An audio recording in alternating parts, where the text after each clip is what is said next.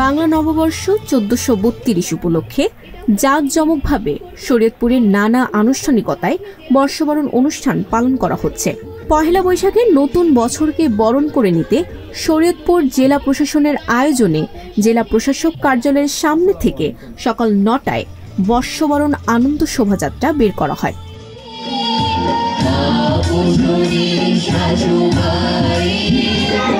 শরীয়তপুরের জেলা প্রশাসক মোহাম্মদ আশরাফ উদ্দিনের নেতৃত্বে শোভাযাত্রাটি জেলা শহরের প্রধান সড়ক প্রদক্ষিণ করে শরীয়তপুর পৌরসভা মাঠে ৩ দিন ব্যাপী অনুষ্ঠিত বৈশাখী মেলা চত্বরে এসে শেষ হয়। শোভাযাত্রায় শরীয়তপুরের জেলা ও দায়রা জজ এবং পুলিশ সুপার মোহাম্মদ নজরুল ইসলাম সহ সরকারি বিভিন্ন দপ্তরের কর্মকর্তাগণ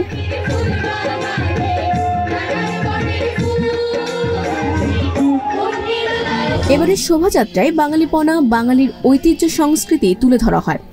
জাতীয় সঙ্গীত গেয়ে বৈশাখী মেলা ও বর্ষবরণ অনুষ্ঠানের উদ্বোধন করেন জেলা প্রশাসক। পরে এসো হে বৈশাখ, এসো এসো গানে পুরাতন বছরের সকল গ্লানি মুছে নতুন বছরকে বরণ করে নেওয়া হয়। নেচে গেয়ে আনন্দ উৎসবে বাঙালির কৃষ্টি সংস্কৃতির মাধ্যমে ফুটিয়ে তোলা হয় বাঙালিপনার গৌরব ঐতিহ্য।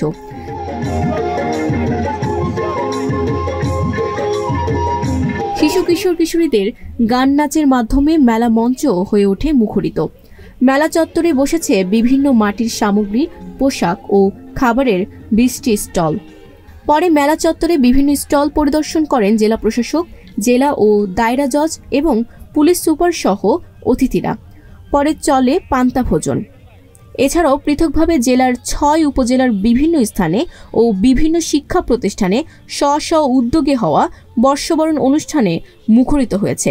কোথাও কোথাও ৩ দিন থেকে ৭ দিন পর্যন্ত গ্রামীণ বৈশাখী মেলা বসেছে।